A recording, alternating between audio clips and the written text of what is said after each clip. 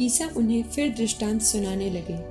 उन्होंने कहा, स्वर्ग का राज उस राजा के सदृश है जिसने अपने पुत्र के विवाह में भोज दिया। उसने आमंत्रित लोगों को बुला लाने के लिए अपने सेवकों को भेजा, लेकिन वे आना नहीं चाहते थे।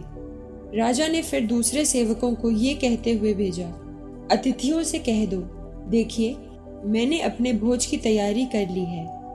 मेरे बैल और मोटे मोटे जानवर मारे जा चुके हैं, सब कुछ तैयार है, विवाह भोज में पधारिए।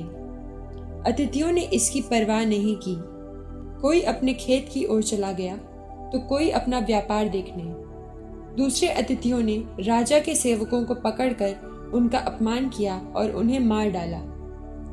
राजा को बहुत क्रोध आया। उसने अपनी सेना भेजकर उन हत्यारों का सर्वनाश किया और उनका नगर जला दिया।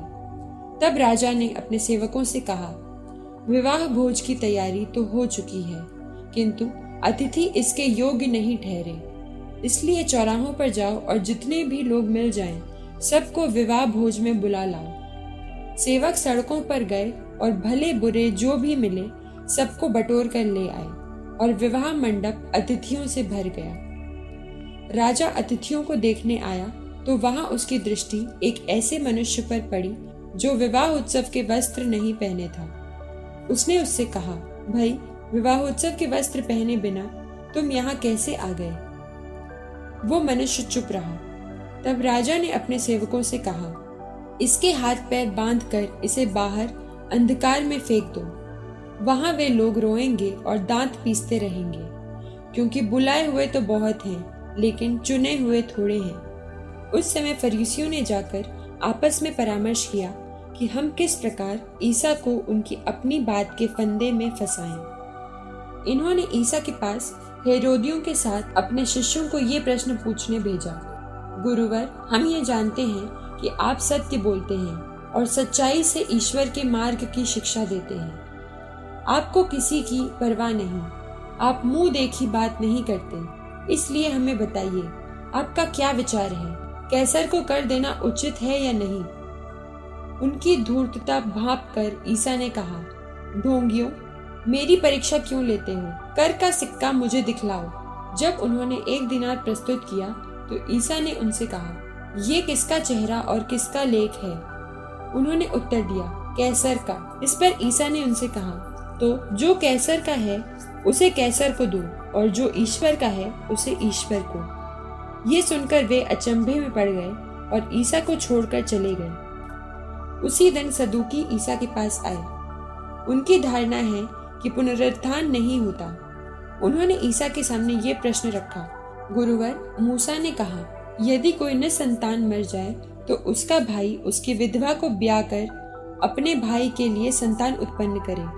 अब हमारे यहाँ 7 भाई थे। पहले ने विवाह किया और निसंतान मरकर अपनी पत्नी को अपने भाई के लिए छोड़ दिया। दूसरे और तीसरे आदि 7 भाइयों के साथ वही हुआ। सबके बाद वो स्त्री मर गई। अब पुनरुत्थान में वो 7 में से किसकी पत्नी होगी? वो तो सबकी पत्नी रह चुकी है। ईसा ने उन्हें उत्तर दिया, तुम लोग ना तो धर्म ग्रंथ जानते हो और ना ईश्वर का सामर्थ्य, इसलिए भ्रम में पड़े हुए हो। पुनरुत्थान में न तो पुरुष विवाह करते और न स्त्रियां विवाह में दी जाती हैं, बल्कि वे स्वर्गदूतों के सदृश होते हैं। जहां तक मृतकों के पुनरुत्थान का प्रश्न है, क्या तुम लोगों ने कभी ये नहीं पढ़ा कि ईश्वर ने तुमसे कहा, मैं इब्राहिम का ईश्वर, इसहाक का ईश्वर और याकूब का ईश्वर हूँ।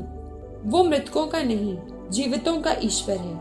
ये सुनकर लोग उनकी शिक्षा पर बड़े अचंभे में पड़ गए। जब फरीसियों ने ये सुना कि ईसा ने सदूकियों का मुंह बंद कर दिया था, तो वे इकट्ठे हो गए और उनमें से एक शास्त्री ने ईसा की परीक्षा लेने के लिए उनसे पूछा, गुरुवर, संहिता में सबसे बड़ी आज्ञा कौन सी है?